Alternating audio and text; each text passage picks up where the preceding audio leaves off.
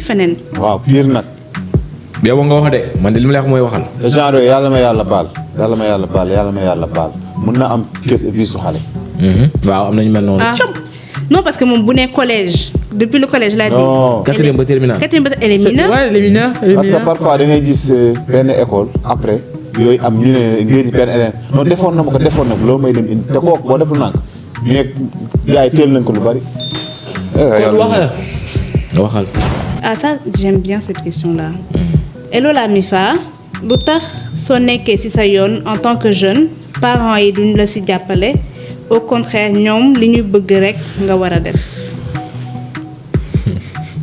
parce que parents africains dañu foog ni bon ñu si bëri pas ñëpp mais ñu si bëri dañu foog ni ñoom seen xalaat rek mooy bu baax bi que seen doom duñu xalaat lu baax que ñoo gën a bëgg seen doom yi kon ñoom li ñu leen xalaatal rek lu baax la ñeneen ñi li ñu échoué seen life lañ bëgg seen doom yi nekk. exactement. ñoom lu si bëri noonu da ngay gis koo xam ne papaam dafa bëggoon nekk avocat amul chance nekk avocat léegi doom foog mu nekk avocat. koo xam ne doomam moom docteur la yàgg bëgg nekk mënu nekk docteur mu ne samay doom ay docteur la yi nekk te kooku fenn parce que say doom tamit ñoom dañoo am ay bëgg-bëgg boo leen forcé ñu def yow li nga bëgg tôt ou tard dañ koy bàyyi. loolu moo amul sens. C'est comme on a dit tout à l'heure, la projection. Ouais. Mais après, il faut faire attention avec ça. C'est bien de dëggal sa bopp et tout, mais rébellion dafay am limite. Il faut les choquer. Non, c'est vrai, il faut les choquer. Hein. Moi, je te dis, je veux pas te couper, hein, mais quand je me suis voilée et que tout le monde dans ma famille me disait, genre, ils disaient tous que j'avais une maladie mentale.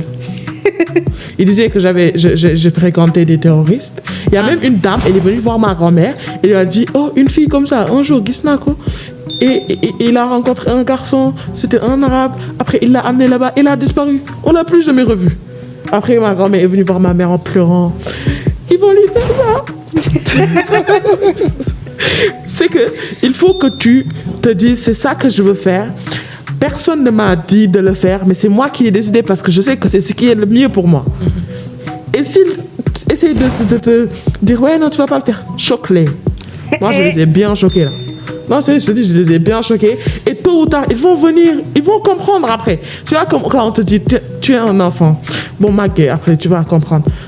Eux, ils sont magas, mais ils n'ont pas compris. Ils n'ont pas compris. Non, voilà, c'est vrai.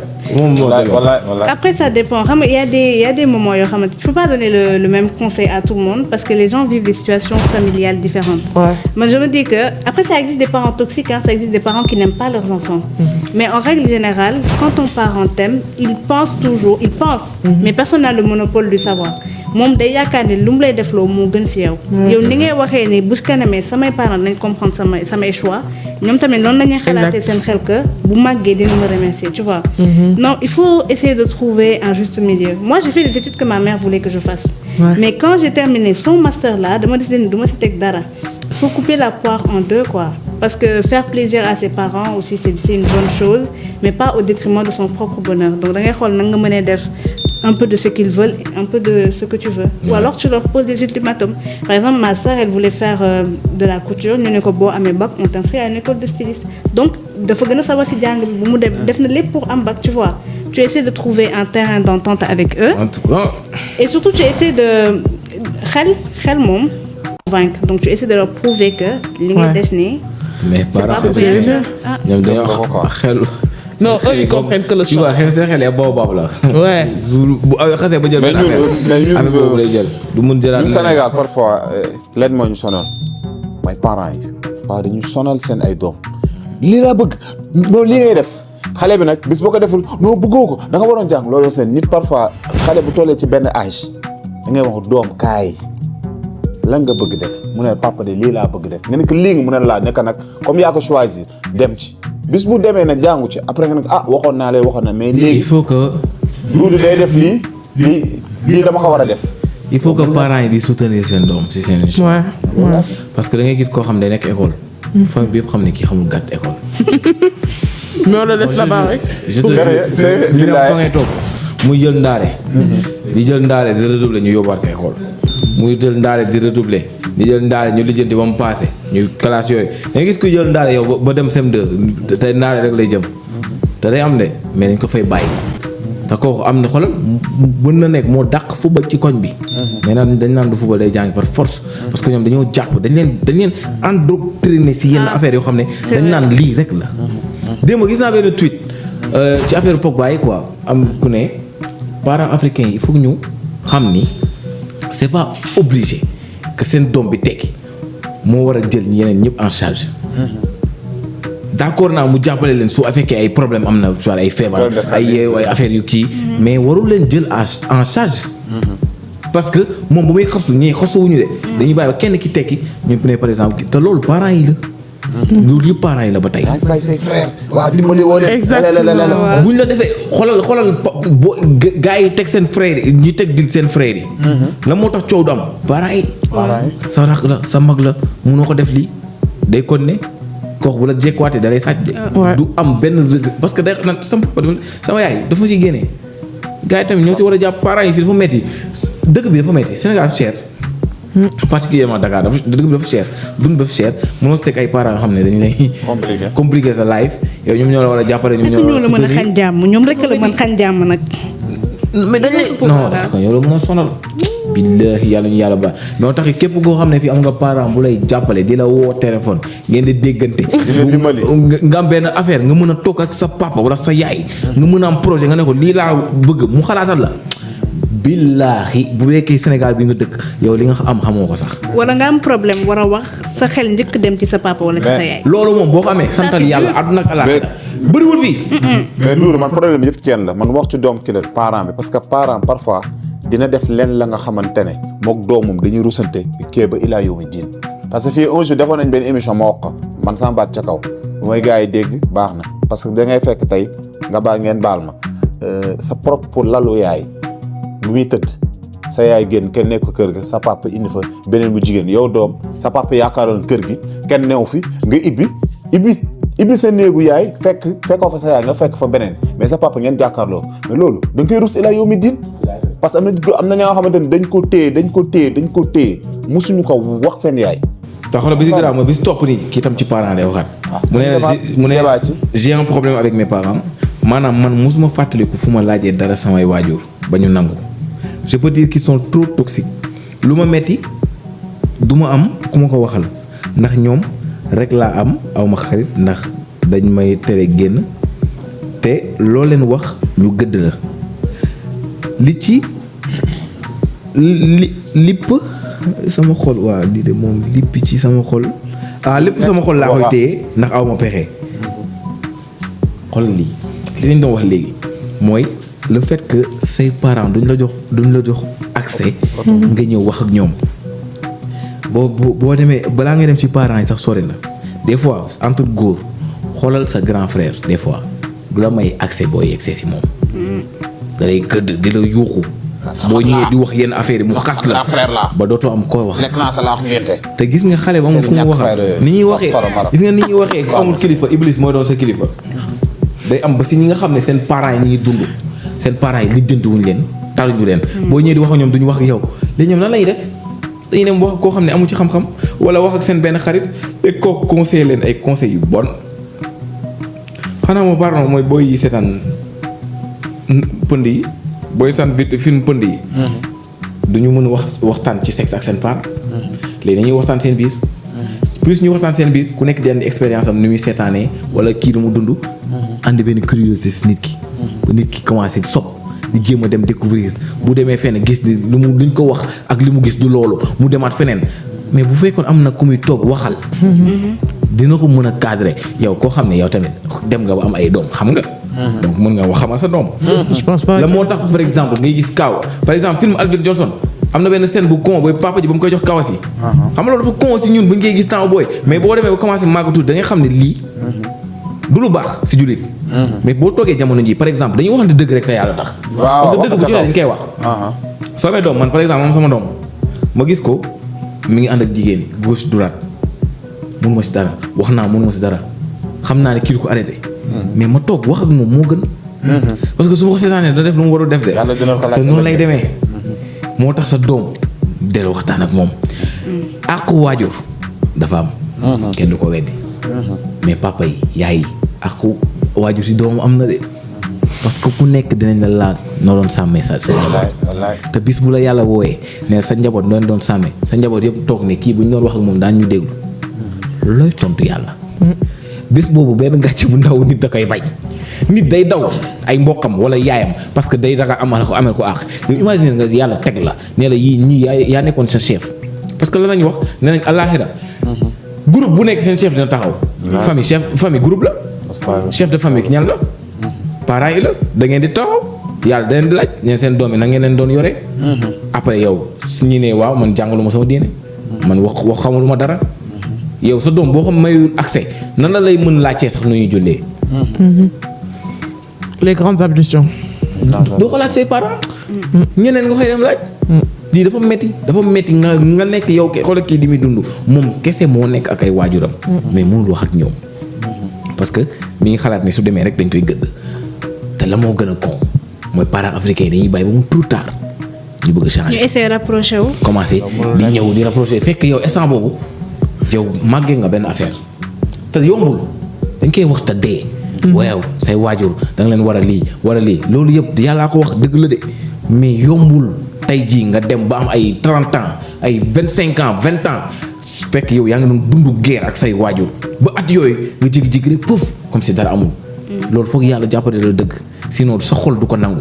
parce que dafa am loo jàpp loo xam ne boo leen nee jàkk rek. loolooy ñëw. C'est trop ça. parents yi am na si ñoo xam ne dañuy wàññi seen doom yi. dañ leen di yuuxu. liggéey. dañ lay gëdd. Quoi?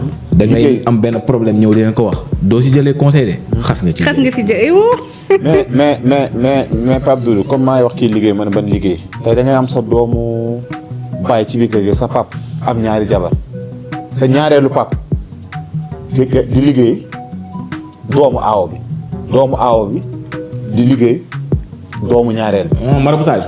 comprendre maraboutage. ci biir la parfois. da ngay gis benn góor ne day takk ñaari jabar mu leen yor. comme am na benn kii moo bind dem benn message moom daal la bëggoon wax mu ne moom amul doole noonu quoi liggéeyam. mais yaayam dafa jël sëram teg ko ci kawam moom néeg bu muy fanaan lenn pantare la mooy pantare wàññiwee lay fanaan mais sëram néeg bu mu daan fanaan moom lañ ko jox mais moom waxee la ko mu nekk sëñ bi koo xam la def yow da ngay joxe 1000 francs sa sër may joxe 5000 loolu tey nag moo tax ma ne ko sa genre sër yooyu ñooy toj àdduna nga baal ma ñooy xëy génn seen kër dem uti seen appartement bopp toog seen yaay parce que day jox seen yaay xaalis jamono ji nag loo moo tax tey da ngay kii yow da ngay nekk sama sœur yàlla maye la xaalis da ngay toog fële man sa grande sœur laa waaw lekk naa sa laaxu ngénte yow man su ma demee ba am 30 ans yow nga am 40 ans man sa kilifa la parents yi des fois de cat day nekk kilifa famille bi. comprendre nga loolu yàlla moo teg góor ci kaw jigéen mairie foog ñu bàyyi ñii ay kii sa mag la da nga ko war a jox cër man sama sœur mënu ma jiite su ma dee mënu maa sang loolu sama jabar loolu mën na ko sama jabar mën na ko loolu bu ko yonent bi defoon sallallahu alayhi wa sallam parce que sallallahu alayhi wa sallam mu bëggoon na ko ne moom pour sutura jigéen bu jëkkëram gaañoo mu sangu ko góor bu jabaram gaañoo mu sangu ko xam loolu laa xoolal loolu benn sutura bu extraordinaire gis nga famille yi ngir yàlla waru sul yi dee leen toog di waxtaan ak seen doomu yaay yi di waxtaan ak seen doomu jigéen yi.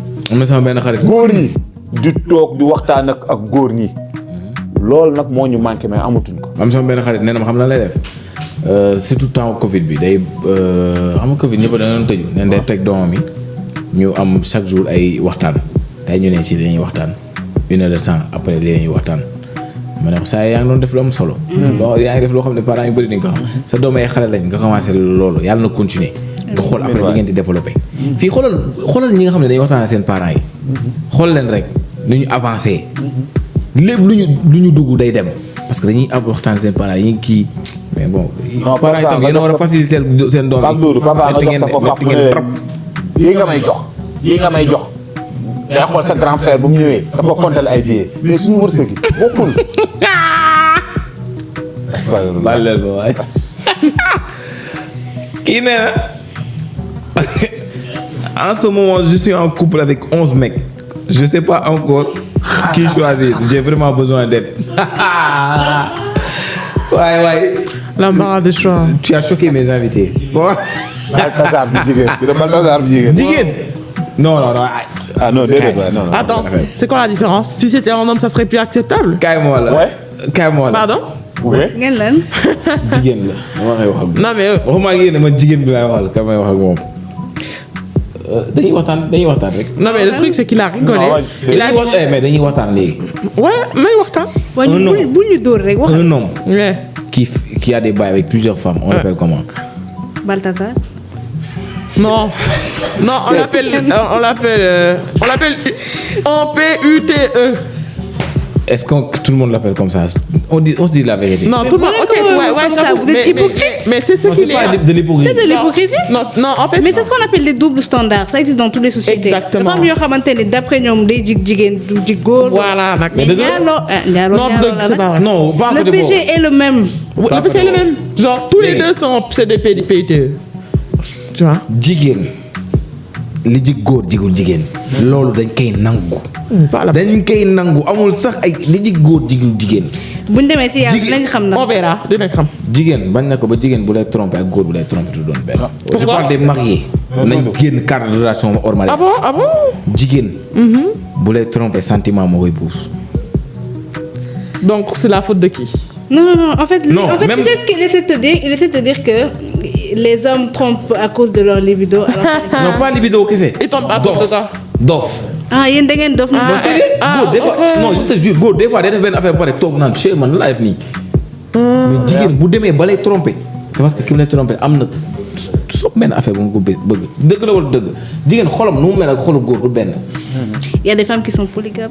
Ouais, ça existe. polyandre nañ koy wax xam nga c'est ça. Polyambre. am na man sama nekk su ku nekk. Mais cette fille, elle est juste polyambre. mais. Non, cette fille, elle est malade. mais Parce que mon jot déjà. waaw góor. loolu laa la bëgg wax. dafa am jot. C'est ça. ba pare non kii dafa mel dafay téye ñëpp après di évaluer kan moo koy gën a Mais c'est ce que font les Tu n'as pas le temps. kan moo koy jox Mais c'est ce que font les hommes. Une personne. Ils prennent plusieurs filles en non même temps. lu jigéen Et après, jigéen góor man mun naa am 4 gel ma yeewu benn suba yàlla may benn xéwal ma takkaloo ñi ñoom ñëpp. nga taxanoo 4 le même 4 jour. yëpp si benn jour. wow yow amal 4 far ma xool amal 4 bien sûr l'islam da ko mën naa takk 5 heures. léegi yow jigéen am 4 far. man tey dañu may invité pour tiñal ma. jigéen non non dama la laaj jigéen am 4 far. góor mu mën a ñaar see jabar. 4 far mais yëpp. jëkkër ak far ngay comparé. non léegi nañ génn cadre far moo tax ma ne góor ak jigéen duñu benn. góor mu ñaar jabar man ko exemple boobu. ah Ouais. avant ñuy wax yonent bi yamal ci cadre yi. pas moom de ñu njëkk yi ñaar jabar la ñu am. Il y avait plus de 20. ah gis nga loolu. kon jeex na waaw. Mais ba pourquoi? pare. Parce qu'ils étaient malades. mais là. Ils étaient malades. non non non non. non non non non non non non non non. bul wax Bien loolu. sûr. bul wax loolu. Allez, xam nga moo tax ma ne la bul wax loolu xam nga moo tax ma ne la bul wax loolu. il y a eu 124 000 prophètes te ñun ñëpp xamuñ ñan la donc on peut pas mënuñu sax xam ñenn ñi amoon na ñaar jabar wala amuñu côté boobu rek pour côté boobu rek nañ ne maanaam. Mais en fait, polygamie, ça a l'avantage de la femme, normalement. Pourquoi? Parce que la polygamie a été créée pour régler un problème sociétal. Ouais. La polygamie a été créée pour aider les veuves, elles n'ont plus de mahram, pour aider les vassals de guerre.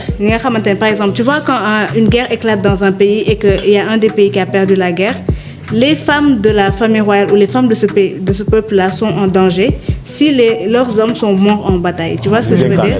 Pour les orphelines. Voilà. Wow. L'islam, c'est aussi... la polygamie, c'est aussi fait pour régler le problème des orphelines. Parce que ce que les femmes ont en commun, c'est que seul un homme peut être leur mahram. Donc, quand Allah parle de la polygamie, en temps normal, c'est plus à l'avantage de la femme que l'homme. Mais comme Les vous aimez détourner les choses, Ils ont perverti ça. les hommes, pour eux, la polygamie, c'est l'occasion de collectionner les femmes. mais yow Ça, c'est un vous autre- êtes ok pour la polygamie. Oui, moi, oui. Nice. Si les- Toi, tu es d'accord. Attends. Toi, tu es En fait, d'accord. le truc, c'est que. Toi, tu es d'accord. Pour la polygamie. Pour la polygamie. Oui. yow nag yow Moi, j'ai vu. Si c'est bien fait. non la Penda réponds. Voilé. Penda. Moi, C'est. Voilà. C'est quoi le rapport avec je le peux voile? pas Attends. être contre Non, la non. polygamie. Merci. Parce que c'est. En fait, notre Seigneur l'a rendu Il faut faire halal le pour les filles, pour les hommes. Mais moi, Bon, je suis contre le fait que mon mari épouse une autre femme. waaw am na si droit. Ouais, c'est ça. Et- Et c'est vrai, c'est son droit. Hein. am na C'est si mon droit. droit. Mon droit. Ouais. si am na si droit. Elle a même le droit de l'écrire dans son contrat. Dans mon le contrat de nikah, mariage. que son mari Mais- ne lui prendra pas de son am na si droit. C'est son droit. Ah, léegi moom mu demee tey mii. am na si droit yaa tay. mairie ba. Penda yaa tay. jëkkëram. signé Penda carte firga waa jabar yaa tay. baa du ko mere. Mairie de où? Genre de mairie. mais ça c'est pas un vrai mariage. Moi j'ai même pas fait ce mariage là. Ça mariage mairie. Ça c'est pas un vrai la société mariage. qui nous impose ces genres de trucs là. Ça c'est pas un vrai mariage. yàlla xamul yi de. xam nga quoi. ay kii nii. ñaari seede ak dot ak lan. c'est tout. lii c'est juste pour ay recensement. ay combien de mariés y a dans ce pays tout ça là. góor mën na may boppam jabar góor mën na may boppam jabar. Même si tu n'es pas jigéen il faut. Forcément ouais. pour son premier mariage. waaw parce que tey lu ñuy laajte jàkka ja loolu mooy farata bi après jeex na juste des c'est des vœux. Même si tu n'es pas marié à la mairie, tu divorces quand même devant le tribunal. Ce qui veut dire que la mairie là, moi, c'est pas ça. Ah oui. Si, ça dépend. c'est obligatoire. Ça dépend des hommes. J'ai fait 5 années de droit. Ouais. Voilà. Mais attends, non, c'est pas la force. C'est obligé. Si tu ne... Non, pas mairie, tribunal. Si tu... Même si... Quand est-ce que je peux en placer une? Vas-y. Si tu es marié devant Dieu et les hommes, mais pas devant la mairie, hein, le jour où tu divorces, tu dois aller devant le tribunal, prouver d'abord que tu as été marié. Ça se fait par le biais des témoins. Et ensuite divorcer, même si tu n'as pas été marié à la mairie. Lol, ça va éviter que, par exemple, le jour où tu vas divorcer, de la manière islamique, Gadem, alors que vous n'avez pas de papier de divorce, ton mari peut porter plainte contre toi pour bigamie. Et il le faut. Vous portez plainte contre toi, non, il prouve les mariés, témoins. Ouais, témoins. Ok. Moi, je comprends pas. Mais vu qu'il n'y a pas de témoin pendant le divorce, compréhension, mais il a fait le droit. C'est le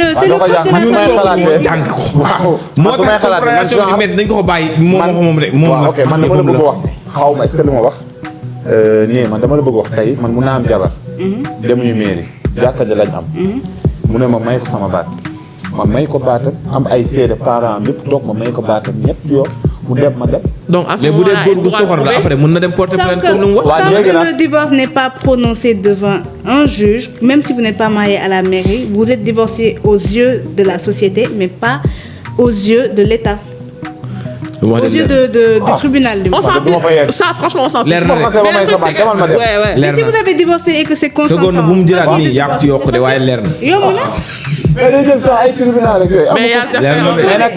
nag ñu wax parce que gis naa am na góor yu soxal. parce que keroog am na ku ma wax ne toog na presque 8 mois jëkkëram jox ko dund mayu ko baat du ko woo téléphone. ma ne ko man ba ma laajee la laa ko wax yow da ngay simmi mooy lu mu ko jox jàkk ja farata bi. Oui, c'est vrai. loolu la koy jox dem. mu ne ma non sama sëriñ ne ma ne ko la nga ma laaj li ma jàng laa la tontu joxu la dund parce que man ba ma laajee ma ne ko man xaw ma mais nit bu divorcé nit 90 jours yooyu listam wax mais ci man sama xalaat góor dafa war a jox jigéen dund. parce que ku góor ki boo xoolee boo divorcé 5h30 su la neexee 6h ñu takkalaata jabar te loolu jigéen mënu ko. kon ça veut dire que 3 mois yooyu góor dafa war a jox jigéen dund. loolu dañ ko waroon teg ci société bi mu leer ku divorcé ci l'islam bu ñu ko bi ni fekkeew ma dañu waroon def képp ku divorcé jigéen ñetti weer yooyu da nga ko war a jox dundam. mais léegi da ngay xool góor ñi maa tey gars yi dañ lay coincé tous les hommes. Chantage financier lañ lay def. Chantage financier voilà. il faut ma faral leen tuuti. doo ci génne de. ñu dem ñu bëri ko. kii nee na man daal ba may def seconde dama amoon benn copain ñu bokk école moom muy def première léegi mu dem terminal def bac amul mu reprendre ko ñu tolloo classe mais moom L la nekk ma nekk S 3 ans ñoo ngi nekk te dama ko bëgg trop mais aussi daf ma bëgg ba ñemewuma ok ko bëgg ba ragal ko daal mais problème bi mooy man je suis fille unique te sama yaay daa fiir ba dof xamul ni sax am naa copain or moom yaayam ak papam yëpp xam nañu ma yaayam sax daf may woo di ma conseiller suñu xuloowee te man à part sama mag bu góor kenn yëgu ko te moom moo ngi Canada dafa bëgg assumer pour mën wax ak sama yaay te moom ñëwul géwal te moom géwal la. Ok. te ñun ay ñeeño lañ man ñëwuma sax ci yooyu mais sama yaay elle est trop castée te man moom laa bëgg te bëgguma def lu naqari sama yaay ay yow kay fi nga doon commencer. Laisse-moi, ça c'est l'histoire de ma vie. Je vais te répondre, c'est simple. Tu dois décider entre ton bonheur et le bonheur de ta mère. Ta mère a déjà fait sa vie. Elle a épousé la personne qu'elle aimait. Elle t'a eu toi. Maintenant, ta mère est vieille. Demain, elle va partir. Elle va t'imposer, tu te maries avec quelqu'un que tu n'aimes pas. Ta mère va partir te laisser là-bas. Tu vas souffrir dans ce mariage. Et il peut y avoir plein de choses. Tu vas tromper ton mari avec cet homme que tu aimes et que tu voulais épouser à la base. C'est qui perd dans l'histoire? C'est toi, non? Maintenant, assume les choses. Dis à ta mère, c'est lui que j'aime. Et c'est avec lui que je vais me marier. Et tu as le droit, si ton père refuse de te donner cet homme en mariage juste parce qu'il est d'une caste différente, tu vas voir ton oncle. S'il refuse, tu vas voir ton grand-père. S'il refuse, tu vas voir l'imam, tu lui expliques la situation. Il te marie, choque-les. Faut les choquer. Vas-y. Allez, Casanova. Beaucoup d'applaudissements pour Casanova. S'il vous plaît, encore. Parce que avec le caste de dîner amoun. C'est pas reconnu. Ay kii nii njaago la kii pingouin la kii requin la kii girafe la on est tous des humains mais fii amul nit fas amul. ay nit boy amul fii ñun ñëpp ay nit lañ de sur ay jullit lañ. waaye leen yooyu yàlla xamul loolu de ay kii lii la kee lee la mais yow man sama question mooy yow boo demee ba si yàlla. loolaal bëgg mu ne la yow sa doom ji dafa bëggoon sëy. bëggoon dugg ci lu xar nga ne ko non du ci dugg parce que kii. ñeeño la wala géwél la lan ngay tontu yàlla waaw parce que ñoo yàq bu kii la. ci def bu rëy lañ bokk. bi malaaka bi dina la koŋ boo xam ne. c'est pas la même couleur. yow de boo doon dem àjjana sax da ngay leel nga fay duggee yow mais gars yi ñu fondoo fi des fois man en fait des fois je me pose des questions damay toog ma naan est-ce que Sénégal si yenn aspect est-ce que nit ñi gëm nañ yàlla. Pourtant c'est pas juste au Sénégal de. non mais xam nga fii la ëpp quoi ñun man fii laa xam quoi. moo tax ma ne Sénégal donc mais est-ce que ñi gëm nañ yàlla. en fait ils sont religieux lii la wala lii la. ils sont religieux que quand ça ne touche pas l'islam à leur culture. à la carte. Exactement. ñoom seen culture moo leen gënal islam. mooy l'islam à la carte. Ouais. dañuy tànn lu leen arrangé rek. Exactement. surtout polygamie. la polygamie les hommes boo leen waxee tak xam lan lañ leen di ko wax yàlla ko wax. am naa droit takk ñeent. léegi. te xamuñu règle yi. Exactement. règle yi am yëpp. être polygame. 1951 boo takkee première lu ñu koy jox nañ koy jox lépp ñoo ko war a tolloo. Le truc c'est que y a des hommes. toujours ay tous par bi amul de. amul. tout hein. astaghfirullah. li ngeen bëgg noonu. mën naa da ngeen di takk ñaari jabar wala ñett foog ni guddi da ngeen di jékki-jékki da nga. amul. Je sais pas comment. Qu'est-ce que ça dit. Reste innocente. amul. géri da ngay répéter. bien sûr. boolu ceeb bi nga bëgg boole ñambi bi carotte bi nawe bi ak batanse bi lépp lekkandoo ko c'est pas possible. doo jaar si dëkk bi. non soo jaar si dëkk day yéeme maanaam nga bàyyi ba guddi nga naan bébé rejoignez-moi xaw ma loolu tout bu ne yooyu amul de fekkee loolu ci bëgg dogal en tout cas daal bàyyi leen. non moi je pense pas qu'il y a des gens qui pensent comme ça. Ça c'est pas possible. yow tu as dit choc les non. Passe pas. waaye yow am na non pas les parents mais am na ñoo xam ne ñu ngi choqué seen malaaka yi sax nga naan wala. waaw choqué vos femmes choqué vos. Voilà on dirait du vécu de. fii y a des confessions des fois comme ça hein. y a des confessions comme ça. Il y a des gens qui disent mais il y a des choses qui passent pas ici parce qu'il y a des choses yoo xam ne si ça passe ici dañ may coob. mais du ma ko wax. En tout cas s'il vous plaît les amis arrêtez l'islam à la carte. tànn lii laay def du ma def lee. non bii dama koy jël bii arrangé wu ma bee moo si gën. Laaj Malick ne woon na Sénégal aada du fi daan diine.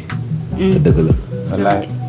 aada nu mu saxee ci dëkk bii du fi daan diine de lu leer laa wax en tout cas daal ku nekk na nga sàmm sa diine yow ñaanal say mbokk ñaanal say waajur loolu daal moom solo mais su weesoo loolu sama gars yi mënoo leen. yonent bi si boppam sallallahu alayhi wa sallam yàlla daf ko ne mënoo gëmloo ñi nga xam ne man maa leen réeral kon yow mënoo ko defal lu mu la wax bañ nañ laajteel kii bu ñu demee si imam bi boo nee imam bi nee la non mënul nekk nga doxee imam yow bul jiiteeti yow. mais moom elle a même pas encore parlé à ses parents peut-être spéculation la. des fois nga xaaree ni foo xam ne mais déggoo lu mu wax nee na yaay ji elle est hyper castée. non ma xam nga daa xam jaaxal yaayam nag parfois xoolal kii dafa connaître maman. gis nga kii C'est dur, hein. dafa connaître maman. Difficile. xam nga li si jaaxal pourquoi parents yi dañuy bàyyi ba relation bi am 5 comme man tey non yëgu ko Mais yaay c'est yëgu parce qu'elle n'en Yëgu a ko. pas parlé. yëgu ko. ah yëgu ko waaw muy nekk ak nit da nga koy yëgal say Kon- kon- nga yëgal say waajur defal lu la sa diine xamal daal waaw parce que diine reconnaîtreul ay xeet. ay cas wax ça dëgg n'existe yàlla pas. waaw C'est n'importe parce que boo ko waxee sax dañ la naan waaw bu borom xaalis ñëwoon sax lekk loolu duñ ko jël. affaire fii lañ ko fekk, fii lañ koy bàyyi. waaw fii lañ ko bàyyi. Non, mais attends. sunu yonent bi sallallahu alayhi wasallam ba muy ñëw lan la fi fekk jaamu xërëm naa lan lañ ko wax ñun fii lañ ko fekk. dañul si ñenn ñi am na des na ba tey mais am si ñi ko topp dañ na de yàlla ku mu bëgg a gide incha allah na ko gide yàlla ñu yàlla gide ñun ñëpp ci moom. Amiin. mu wan ñu yoon bu baax bi. su ko defee mes amis émission bi nag mi ngi jeex di leen ñaanal gudd fan wér gu yaram yàlla na yàlla defal jàmm. yàlla na yàlla may xaalis bu bëri. yàlla na yàlla may sutura. àdduna ak àllaaxira. yàlla nañu yàlla may xel bu ñu mën a xamee yenn yi muy wax parce que mënuñu xam yëpp. yàlla nañu yàlla mën a jox ñu mën a distinguer le vrai du faux ñu fu ñu seetaane bëgg naxee ñu teel ko sib. Amiin. yàlla nañu yàlla may jabar ñi suñu amul jabar. suñu amul Amiin, jëkkër amiin. yàlla nañu yàlla may jëkkër.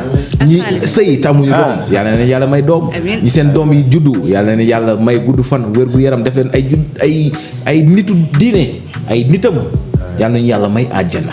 Amin. Amiin. may ñu tamit Firdaus. Firdaws may ñu tamit xaalis. Amiin. Amin. yàlla nañu yàlla musal ci ndóol. Amiin. yàlla nañu yàlla musal ci ndóol. Amiin. yàlla nañu yàlla mutal Amiin. ci ndóol. Amiin. yàlla nañu yàlla musal ci ndóol. Amiin. yàlla nañu yàlla may kat jabar. amiin. man benn merci. man sama moom dernier mot. Choquez les parents, choquez-les. Faut les choquer.